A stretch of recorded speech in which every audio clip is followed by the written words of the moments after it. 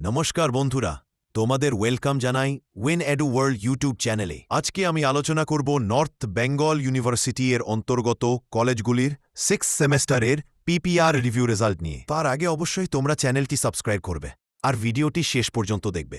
যদি শেষ পর্যন্ত দেখতে ভালো লাগে এবং যদি মনে হয় যে তোমাদের উপকার করতে পেরেছি, তাহলে অবশ্যই একটি লাইক করবে আর সাথে নাইস বলে একটি কমেন্ট করবে।